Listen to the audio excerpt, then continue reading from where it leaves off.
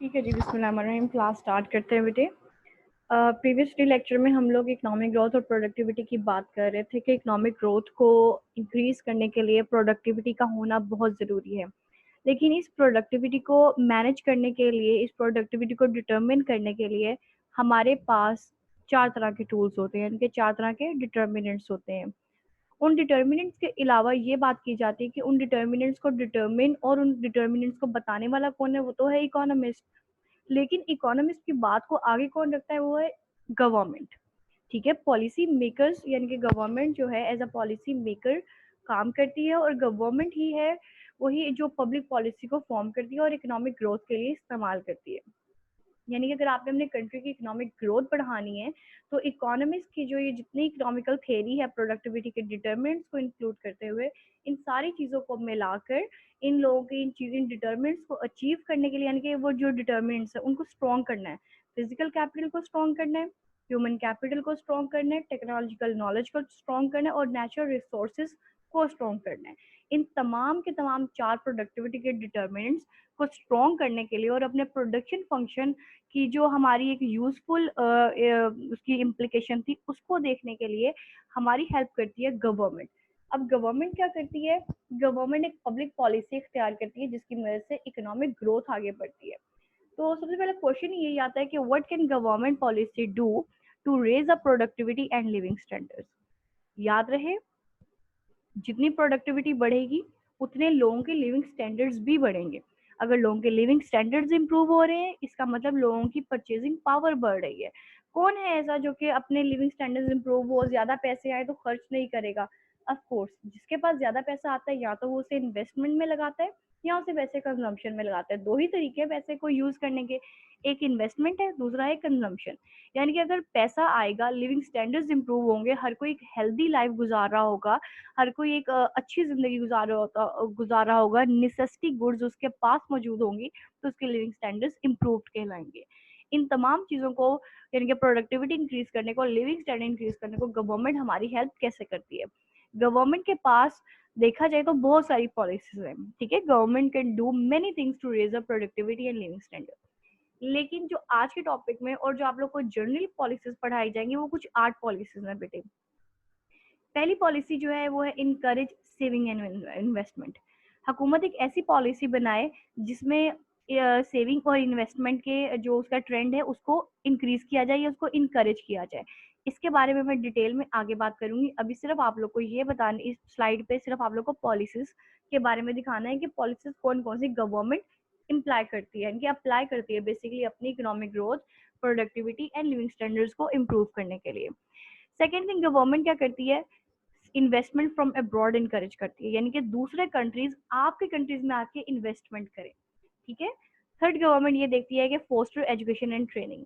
Government education और training के मौके फराम करने के लिए बहुत सारे ऐसे टूल्स अपनाती है कि ट्रेनिंग इंस्टीट्यूट्स बनाती है, अपने पब्लिक सेक्टर स्कूल्स बनते हैं, पब्लिक सेक्टर यूनिवर्सिटीज बनती हैं, कॉलेजेस बनते हैं, फिर public sector vocational training institutes बनते हैं। यानी कि एजुकेशन और ट्रेनिंग को फॉस्टर किया जाए इकोनॉमिक ग्रोथ को बढ़ाने के लिए और प्रोडक्टिविटी एंड लिविंग स्टैंडर्ड्स को बढ़ाने के लिए। इसके अलावा फोर्थ नंबर पे गवर्नमेंट प्रमोट करती है गुड हेल्थ एंड न्यूट्रिशन को।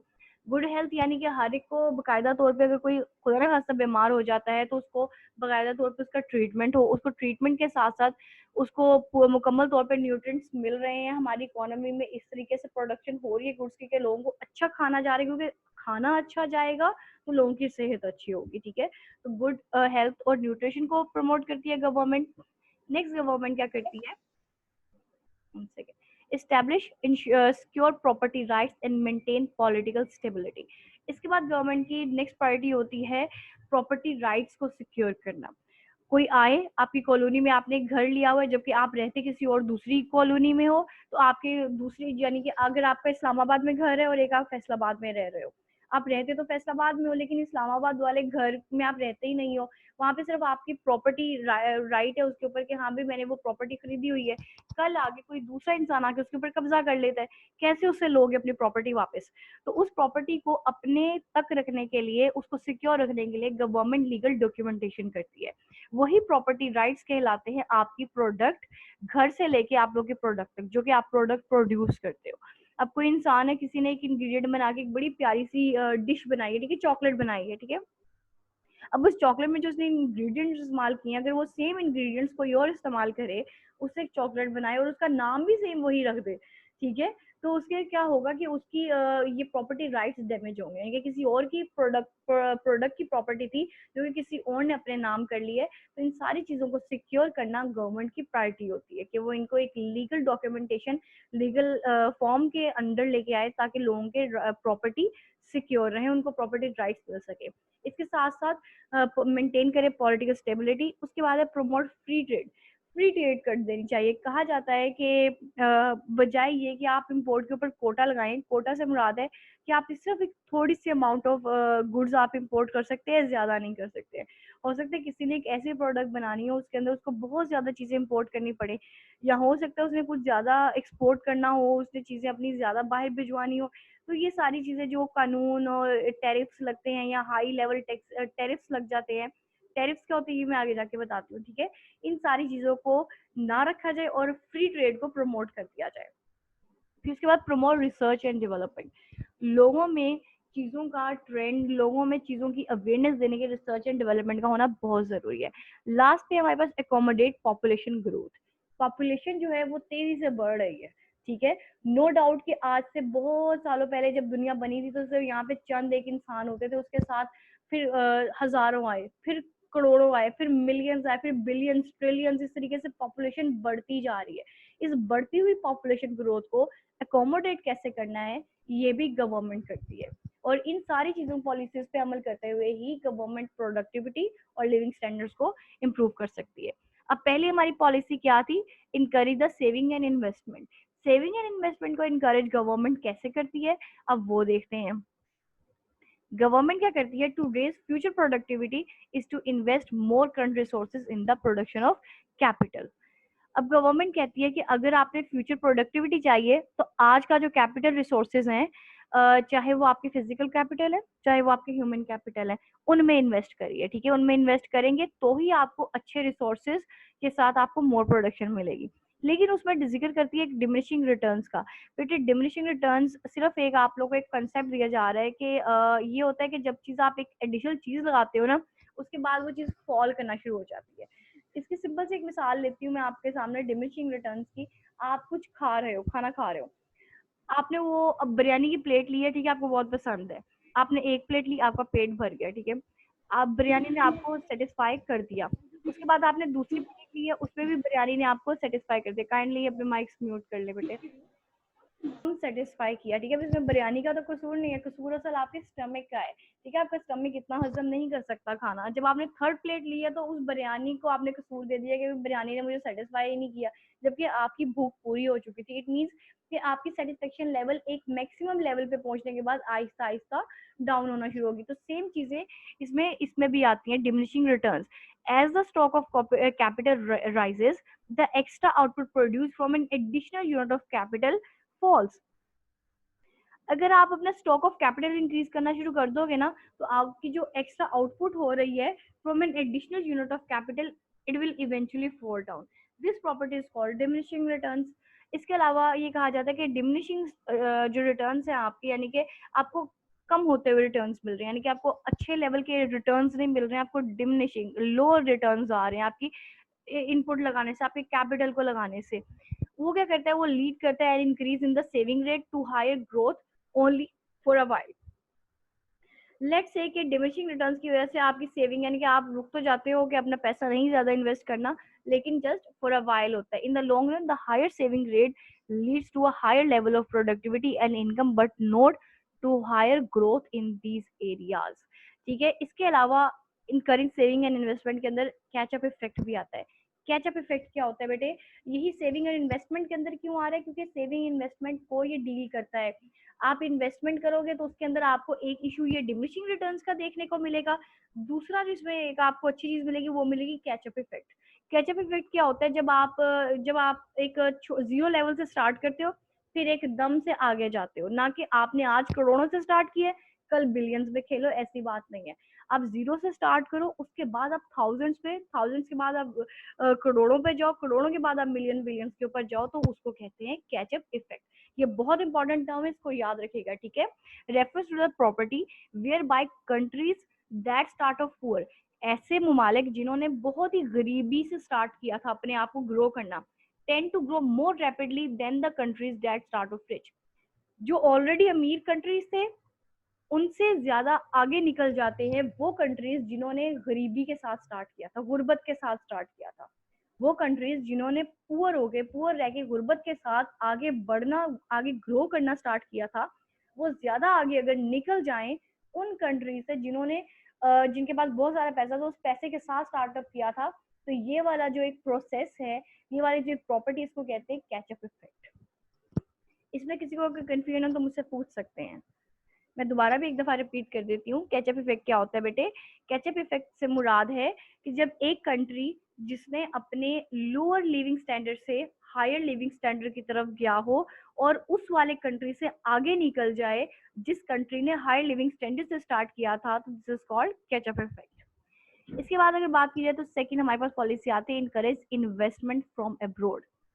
आप अपने कंट्री में जितनी दूसरे कंट्री से इन्वेस्टमेंट लेके आओगे ना, इनकरेज होगी, यानी कि आप ही बेसिकली गवर्नमेंट लेके आएगी जितना, उतना आपकी कंट्री में फॉरेन एक्सचेंज आएगा। फॉरेन एक्सचेंज आएगा तो आपका कंट्री की इकोनॉमिक ग्रोथ बढ़ेगी। अब इसमें क्या है कि government can increase capital accumulation and long term economic growth by encouraging investment from foreign sources. Investment from abroad take several forms, इसकी बहुत सारी फॉर्म्स होती हैं। फॉर एग्जाम्पल एक एफडीआई फॉर्म होते हैं, फॉरेन डायरेक्ट इन्वेस्टमेंट। अक्सर इसका आपने न्यूज में जिक्र सुना होगा कि अपनी एफडीआई को इंक्रीज करें तो आपकी इकोनॉमिक ग्रोथ बढ़ेगी। एफडीआई को इंक्रीज करने से मुराद है कि किसी दूसरे कंट्री की इन्वेस्टमेंट आपके कंट्री में हो रही है। इसके अंदर एक सादा सी मिसाल दी है जापान की। जापान की टोयोटा कंपनी जो है, उन्होंने उसका एक प्लांट लगाया है मलेशिया में, शाह आलम में, ठीक है। जापान कंपनी टोयोटा जो है वो जापान की है, लेकिन उसका प्लांट कहाँ लगा रहे हैं, मलेशिया में लगा रहे हैं। इसी तरीके से अगर हमारा कंट्री इतना अच्छा हो जाएगा तो जापान हो सकता है अपना टोयोटा का प्लांट हमारे कंट्री में भी लगाए। उस प्लांट लगाने से बेटे क्या होता है कि जी उस प्लांट को रन करने के लिए उनको वर्कर्स तो चाहिए होंगे ना, और वर्कर्स को जब ये हायर करेंगे तो उनको ट्रेनिंग देंगे, यानी कि उन्होंने अपने टोयोटा कंपनी में जब रखने हैं तो उन्होंने ट्रेंड वर्कर्स रखने हैं। उससे क्या होगा, उनके इधर हमारे यहाँ इन्वेस्ट करने से हमारे लोग आहिस्ता आहिस्ता एम्प्लॉयमेंट की तरफ जाएंगे, ट्रेनिंग्स की तरफ जाएंगे, वेल एजुकेशन की तरफ जाएंगे। तो ये सारी चीजें बहुत मैटर करती है इकोनॉमिक ग्रोथ के लिए। दूसरी जो इन्वेस्टमेंट फ्रॉम अब्रॉड की दूसरी फॉर्म है, दूसरी शक्ल है, वो है फॉरेन पोर्टफोलियो इन्वेस्टमेंट, यानी कि investment made by the resident country in foreign financial instrument, bonds या स्टॉक।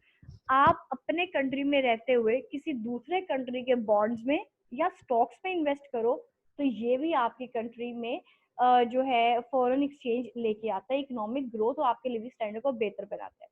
जैसे फॉर एग्जांपल हम लोग एक ये मिसाल ले लेते हैं, स्टॉक्स की मिसाल ले लेते हैं। स्टॉक सारे के सारे, जो कोई इन्वेस्टर होगा, हो सकता है आप में से कोई ऐसा बच्चा हो जिसको स्टॉक्स में इंटरेस्ट और वो स्टॉक्स में इन्वेस्ट भी करता हो। तो समटाइम्स क्या होता है, आपको अपने कंट्रीज के स्टॉक से ज्यादा जो फॉरेन कंट्री जैसे यूएस के हो गया, यूरोप के हो गया, वो आपको ज्यादा फायदा देते हैं। तो आपका ट्रेंड क्या होगा, अपने कंट्रीज की बजाय दूसरे कंट्रीज में होगा। तो अगर जितने आप दूसरे कंट्रीज के जो ये इंस्ट्रूमेंट्स है, फाइनेंशियल इंस्ट्रूमेंट्स, इनको जितना आप इनमें इन्वेस्ट करोगे उतनी आपकी इकोनॉमिक ग्रोथ हमारी कंट्री की बढ़ेगी। नेक्स्ट है हमारे पास वर्ल्ड बैंक। वर्ल्ड बैंक जो है वो basically funds are raised in advance country and used to make loans in the developing countries. जो डेवलप कंट्रीज होते हैं ना, वहां से फंड्स इकट्ठे किए जाते हैं। वर्ल्ड बैंक बेसिकली अमेरिका में है, वो ओवरऑल तमाम बैंकिंग सिस्टम को कंट्रोल करता है, ठीक है। हमारा वर्ल्ड बैंक पॉलिसीज बनाता है बेसिकली। अब वो क्या करता है कि तमाम कंट्री से फंड्स लेता है, ठीक है, फंड्स इकट्ठे करता है, उन फंड्स को लोन आउट कर देता है डेवलपिंग कंट्रीज को। तो डेवलपिंग कंट्रीज क्या करते हैं, उन लोन्स की मदद से अपने जो अपने कंट्रीज की जितनी भी चीजें होती हैं उनको बेहतर करते हैं, अपनी इकोनॉमिक ग्रोथ की तरफ चलते हैं। नेक्स्ट हमारे पास है foster education and training. Human capital accumulation raise productivity through education. Human capital is more important than physical capital. हमें पता है कि ह्यूमन कैपिटल फिजिकल कैपिटल से ज्यादा इंपॉर्टेंट है। वाई? क्यों? जस्ट बिकॉज के human capital cost when students are at school. अब ह्यूमन कैपिटल जो है, जब बच्चे स्कूल में होते हैं तो ह्यूमन कैपिटल के ऊपर एक कॉस्ट लगती है, ठीक है, हम ये नहीं कहते कि जो फिजिकल कैपिटल है ना, वो एक दफा मशीनरी आपने बुला के रख ली, ठीक है, मशीनरी से फिर काम करना स्टार्ट कर दिया, उसका तेल वगैरह, उसकी ये, उसके पुर्जे वगैरह, उसकी मतलब उसको रिपेयर करना, ये सब। लेकिन ह्यूमन कैपिटल के ऊपर ज्यादा कॉस्ट लगती है। एक ह्यूमन बच्चा होता है, बच्चे से फिर बड़ा बनता है, बड़े से फिर वो प्रोफेशनल बनता है, यानी कि स्कूल से कॉलेज, कॉलेज से यूनिवर्सिटी, उसके ऊपर अच्छी खासी कॉस्ट लगती है। तो ह्यूमन कैपिटल कॉस्ट की वजह से। अच्छा, नेक्स्ट है they forgo the wages that they could earn by working instead. वो जो अब जैसे कहते हैं ना labour, child labour, child labour, जो बच्चा जिसको हम लोग ह्यूमन कैपिटल बना सकते हैं, उसको स्कूल में डाल के या उसके ऊपर थोड़ी सी कॉस्ट लगा के उसको हम लोगों ने नौकरियों पे लगाया होता है। ठीक है, हमारे कंट्री में चाइल्ड लेबर बहुत ज्यादा है। ठीक है, हमने क्या किया, बच्चों को उनके स्कूल के बेस करा के, लेकिन अगर वो अपनी वो वेजेस जो वो अपना वो डेली वेज पे काम कर सकता है उसको फोरगॉन कर दे और उसके बजाय वो जो है एजुकेशन की तरफ जाए, तो ये हमारे ह्यूमन कैपिटल को चीजें स्ट्रॉन्ग करती हैं। नेक्स्ट ये कि if an educated worker comes up with new and better. अब ये देखें, अगर ये चाइल्ड लेबर या इस तरह की चीजों को, जैसे टीनेजर्स होते हैं, उनको अगर ये कहा जाए कि आप अपनी स्कूलिंग और अपनी स्कूल पहले स्कूलिंग या अपनी यूनिवर्सिटी पहले कंप्लीट करें, उसके बाद आप अपनी जॉब्स में आए, तो आप ह्यूमन कैपिटल होंगे और आप प्रोडक्टिव भी होंगे। ठीक है, अब एक बच्चा है जिसने सिर्फ और सिर्फ इंटरमीडिएट किया हुआ है, आज से 5 साल के बाद भी अगर उसको देखेंगे ना, तो एक जहाँ पे अगर वो जॉब करे वो वहीं पे जॉब करता रहेगा। लेकिन अगर उस दौरान उस बच्चे ने, इंटरमीडिएट करने वाले बच्चे ने, या तो एजुकेशन ले ली या कोई ट्रेनिंग ले ली, ठीक है, दो ऑप्शन है, ट्रेनिंग या एजुकेशन। अगर वो एजुकेशन ले लेता है तो वो उन 5 सालों में आगे निकल सकता है, या अगर वो किसी कोई स्किल सीख लेता है, यानी कि ऑटोमोबाइल्स का काम सीख लेता है, कोई सेल्स एंड मार्केटिंग की स्किल सीख लेता है, तो वो आगे निकल सकता है। इसलिए कहा जाता है बेटे कि if an educated worker comes up with a new and better ways of producing goods and services, he or she adds to the stock of technological knowledge that is available to everybody. मैंने आप लोगों से कहा था, technological knowledge का मतलब है कि आपके पास तरीकेकार होना चाहिए किसी चीज को टेक्निकल हैंडल करने का। जितना इंसान एजुकेटेड होगा, वेल ट्रेंड होगा, उतने ही उसके पास बेहतर तरीकेकार होंगे चीजों को और सर्विसेज को प्रोड्यूस करने के। आप आज किसी बच्चे को पढ़ा रहे हो, ट्यूशन दे रहे हो, कल आप अपनी डिग्री कंप्लीट करके निकलोगे, आपने बहुत सारी चीजें हमसे भी लर्न की होंगी। जरूरी तो नहीं आपने सिर्फ किताबों से लर्न किया, हो सकता है आपने टीचर से उनका वे ऑफ टीचिंग या way of coating the examples, ये चीजें आपने लर्न की हो। यही चीज जाके आप अपने अपने प्रोफेशनल लाइफ में इंप्लीमेंट करोगे, आप एक अच्छे ट्यूटर बन जाओगे। आप जितने अच्छे ट्यूटर बनोगे, उतनी यानी कि आपकी जो सर्विस, आप टीचिंग की सर्विस प्रोड्यूस कर रहे हो, वो बेहतर से बेहतर तरीन होती जाएगी। ठीक है, तो इस सूरत में गवर्नमेंट हमारी हेल्प करती है। This is why, that is why the government are involve in education heavily. इसीलिए हमारी गवर्नमेंट कहती है कि पढ़ो, पढ़ना लिखना जरूरी, और पढ़ने लिखने के लिए पब्लिक सेक्टर यूनिवर्सिटीज बनाई जाती हैं, प्राइवेट सेक्टर यूनिवर्सिटीज को फंड्स दिए जाते हैं। मतलब ये सारी चीजें इसीलिए होती हैं ताकि हम अपना ह्यूमन कैपिटल बना सके। नेक्स्ट है बेटे हमारे पास promote the good health and nutrition. अब इसमें क्या बात की जाती है, ह्यूमन कैपिटल को अगर हमने ये तो कह दिया कि टेक्नोलॉजिकल नॉलेज और फिजिकल कैपिटल बेकार है ह्यूमन कैपिटल की वजह से, लेकिन अगर आपने ह्यूमन कैपिटल को अच्छा रखना है ना, तो उसकी हेल्थ अच्छी होनी चाहिए। अगर वो बीमार होगा तो वो काम नहीं कर सकेगा। ठीक है, human capital is also related to the health of workers. Improve nutrition will lead to growth in GDP. आपकी न्यूट्रिशन जितनी अच्छी होगी, उतनी आउटपुट आपके लेबर की अच्छी होगी, यानी कि आपका हेल्दी लेबर होगा, आपकी वो वर्किंग अच्छी करेगा, वर्किंग अच्छी करेगा तो आपकी जीडीपी यानी कि आपकी प्रोडक्शन, जीडीपी याद है ना क्या है, जीडीपी से मुराद है वैल्यू ऑफ प्रोड्यूस्ड गुड्स, जितनी भी चीजें प्रोड्यूस हो रही है उनकी वैल्यू। तो अगर आपका हेल्दी वर्कर है तो वो ज्यादा चीजें प्रोड्यूस करेगा, जैसी ज्यादा चीजें प्रोड्यूस होंगी उनकी बहुत सारी वैल्यूज लगेंगी, उन वैल्यूज की वजह से जीडीपी आपका इंक्रीज करेगा। virtuous circle can lead to economic growth। ये virtuous circle क्या है, इसके बारे में बताती हूँ मैं आपको। How the casual link between health and wealth runs in both directions. यानी कि हेल्थ है तो वेल्थ है, कहते हैं ना जो आपकी सेहत है वो सबसे बड़ी दौलत है, जान है तो जहान है, ये कहा जाता है ना। अगर आप में जान होगी तो ही आप कोई काम करेंगे, तो ही आपसे जहां होगा, अलबत्ता और कोई आपके पास सोर्स नहीं है जिसकी वजह से आप अपनी चीजें क्रिएट कर सको। तो there is very good link और very casual link between health and wealth. और ये भी कहा जाता है कि health is the real wealth. Poor countries are poor because their population is not healthy. Poor countries क्यों पुअर होते हैं, कभी देखे अफ्रीका में, कभी देखे आप लोगों ने माली में, वहां पे क्यों लोग माल न्यूट्रिशन से मर रहे हैं और साथ में उनके पास वो पुअर है, क्योंकि उनके पास अच्छा खाना नहीं है। अगर उनके पास अच्छा खाना होगा तो ही तो वो फसलें उगाएंगे, अच्छा खाना होगा तो ही वो तो ट्रांसपोर्टेशन इतने इतने लंबे लंबे सफर करके ट्रेड कर सकेंगे, इतना कुछ कर सकेंगे। तो पुअर कंट्रीज बेचारों के पास खाने के लिए चीजें होती ही नहीं है, इसलिए सबसे पहले उनकी फूड को देखा जाता है, फूड सिक्योरिटी को सिक्योर किया जाता है। And their population is not healthy because we are poor and can not afford educate health care and nutrition. It is a vicious circle. अब वर्चुअस सर्कल की बात की जाए, याद है ये एक विशियस सर्कल है। पुअर कंट्री है, पुअर हेल्थ है, पुअर ही रहेगा, ठीक है। अगर अच्छा कंट्री होगा, अच्छी हेल्थ होगी तो वो ग्रो करेगा।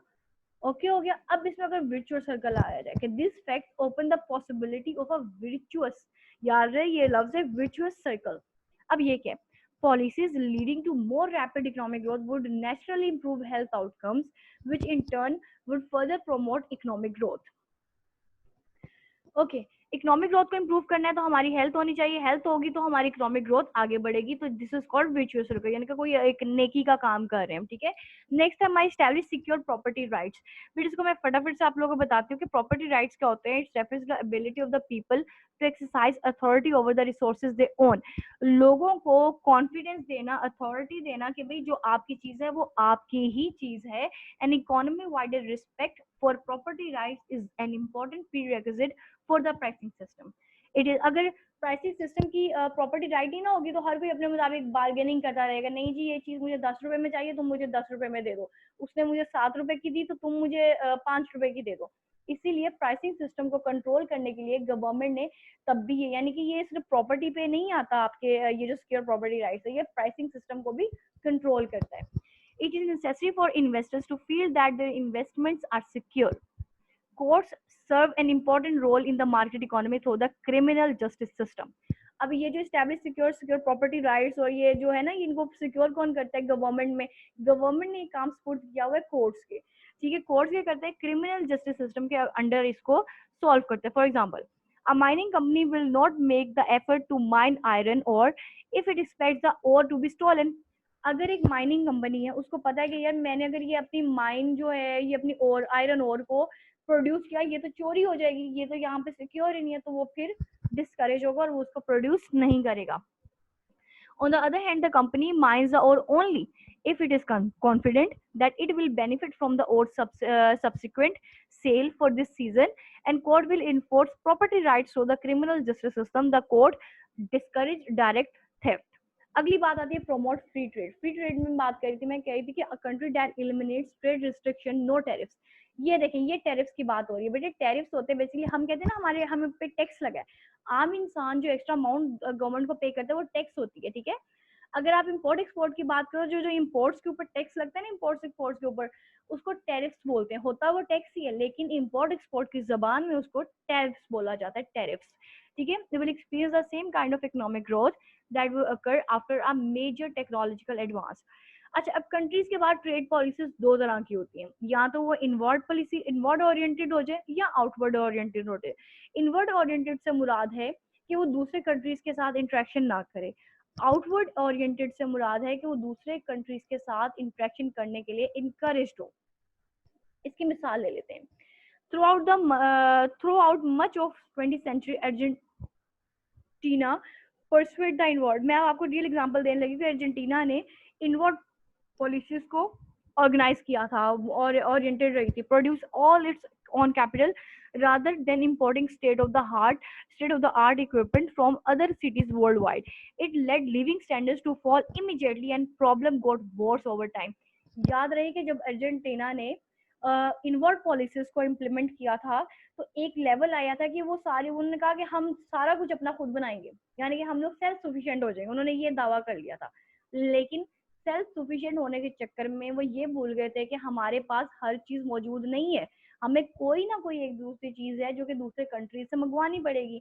जैसे जापान को नेचुरल रिसोर्सेज चाहिए तो उसको दूसरे कंट्री से लेने ही पड़ेंगे, वो अपने नेचुरल रिसोर्सेज बना नहीं सकता।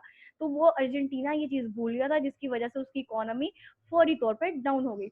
ऑन द अदर हैंड अगर बात की जाए तो countries that persuade outward trade policies such as South Korea, Singapore, Taiwan enjoyed high rates of economic growth। जिन्होंने आउटवर्ड ट्रेड की, यानी कि जिन्होंने वाकई ट्रेड दूसरे कंट्री से करते रहे हैं, एक्चुअल ट्रेड की है, उनकी इकोनॉमिक ग्रोथ भी आगे बढ़ी है। नेक्स्ट बात आती है research and development. The advance of technological knowledge has led to higher standard of living. Most technological advances comes from the private research by firms and individual inventors. Basically जो inventors होते हैं, जो नई चीज awareness, this is all research and development. Government can encourage research grant, tax breaks and patent system. अब ये क्या चीजें होती है, इंशाल्लाह हमारी आगे वाले टॉपिक्स आएंगे, उनमें ये सारी चीजें मोर प्रॉपर्ली डिस्कस हो जाएंगी. इसके बाद आती है अकोमोडेट द पॉपुलेशन ग्रोथ. बढ़ती हुई पॉपुलेशन को ग्रोथ को कैसे कंट्रोल करती है, कैसे अकोमोडेट करती है गवर्नमेंट. पॉपुलेशन ग्रोथ में affect productivity in both positive और नेगेटिव वे. यानी कि बढ़ती हुई पॉपुलेशन पॉजिटिव भी है और नेगेटिव भी है. Stretching natural resources. Rapid population growth may stretch natural resources across more people. Thomas Malthus बेटे ऐसा इकोनॉमिस्ट था जिसने पॉपुलेशन के ऊपर बात की थी. उसने कहा था कि population growth will always rise to the limit imposed by the food supply. यानी कि जितनी आपकी फूड सप्लाई है उस तक लिमिट तक को पॉपुलेशन ग्रोथ को लिमिट किया जाए, वहां तक बढ़ेगी, causing humanity to live forever in the poverty. क्योंकि खाना सबको अवेलेबल नहीं है. अब खाना नहीं होगा तो फिर उनकी हेल्थ इंप्रूव हो, हेल्थ उनकी डिक्लाइन करेगी. उसकी वजह से क्या होगा, any attempt to alleviate poverty will simply cause the poor to have more children, returning them to subsistence living. Malthus predictions underestimated the ability of technological progress to expand the food supply. Malthus ने ये तो बात कर ली कि food supply तक उसको रखो, जितनी फूड सप्लाई है उतनी पॉपुलेशन ग्रोथ हो, लेकिन उसने ये नहीं कहा कि हम फूड सप्लाई को बढ़ा भी सकते हैं. हो सकता है हमारे पास अगर पॉपुलेशन ज्यादा हो तो हमारे पास दिमाग ज्यादा हो, जितने ज्यादा लोग होंगे उतने ज्यादा दिमाग होंगे और उतने ज्यादा तरीके होंगे फूड सप्लाई को इंक्रीज करने के. तो उसमें उसने कहा कि diluting the capital stock. Rapid population growth dilutes the capital stock, both physical and human capital, by spreading it across more workers. यानी कि आप अपना जो है ये जो फिजिकल कैपिटल और ह्यूमन कैपिटल डिल्यूट कर सकते हैं. ठीक है. Educated women tend to have fewer children because the opportunity cost of having children increase as living opportunity grow. जो एजुकेटेड फैमिलीज होती हैं वहां पे क्या करते हैं कि थोड़े बच्चे होते हैं, उनको पता है कि हमारे जितने रिसोर्सेज हैं, हम अपनी जितनी फैमिली को एक्सपैंड करेंगे उतने हम पुअर होते जाएंगे. अगर आपकी फैमिली छोटी होगी तो आपके अखराजात भी छोटे होंगे, लेकिन अगर आपकी फैमिली बढ़ती जाएगी तो आपके अखराजात भी बढ़ते जाएंगे, और बजाय ये कि आप आगे जाने की जिंदगी में, आप जिंदगी में पीछे आते जाओगे. तो इट्स बेटर कि आप प्योर आपके मेंबर्स की फैमिली हो जिसको आप आगे लेके जा सको. तो दिस वे अकोमोडेट किया जाता है चीजों को.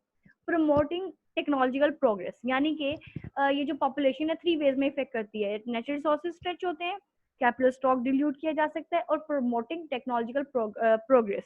रैपिड पॉपुलेशन में promote the technological progress. Throughout the history, most technological progress has come from larger population where there are more people to discover things and exchange ideas. ये दो तो फायदेमंद नहीं थे. देखा जाए तो ये जो दो थे, नेचुरल रिसोर्सेज हमारे पास खत्म हो जाते हैं, कैपिटल डिल्यूट हो जाता है, ये हमारे फेवर में नहीं था. लेकिन ये चीज हमारे फेवर में है कि जितने ज्यादा लोग होंगे उतने ज्यादा हमारे पास आइडियाज होंगे. There are more people to discover things and exchange ideas. जितने ज्यादा लोग होंगे उतने ज्यादा आइडियाज और माइंड्स डेवलप होंगे, उतनी ज्यादा चीजें डिस्कवर होंगी. This is all about this. ठीक है. ये हमारी तमाम की तमाम पॉलिसीज थी जिनके बारे में हमने जिनके जरिए हम इकोनॉमिक ग्रोथ को बढ़ा सकते हैं. तो बेटे इसकी अगर समरी की बात करूं तो the rate of productivity growth is not steady in advance economies. ये स्टेडी नहीं कि आहिस्ता आहिस्ता इस तरीके से बढ़ता है. ठीक है. Productivity growth grew quickly during the 1950s and 60s and slowed again from 1970s. यानी कि प्रोडक्टिविटी जो है एकदम से अक्सर बढ़ती भी है लेकिन एकदम से स्लो भी हो जाती है. यानी कि डिपेंड करता है हमारी इकोनॉमिक्स के ऊपर. Many economist attribute these changes in productivity to the changes in growth of technology. यानी कि टेक्नोलॉजी के साथ भी एसोसिएट करते हैं काफी सारे इकोनॉमिस्ट इस प्रोडक्टिविटी की फ्लक्चुएशन को. Next thing ये कहा जाए कि other argues that the growth during the period of 1950 to 70 was unusually high and we have just returned to normal. हम बिल्कुल नॉर्मल पे हमारी जिंदगी आ चुकी है. ठीक है जी. अब इसके बाद ये बता दूं कि ये जो हम लोगों ने टॉपिक अपने कवर किए पेज नंबर 240 से 256 तक थे. इस दौरान अगर इस लेक्चर में आप लोगों का कोई कंफ्यूजन है बेटे, कोई सवाल है तो आप लोग मुझसे पूछ सकते हो. उसके बाद फिर मैं मीटिंग एंड कर दूंगी. ठीक है.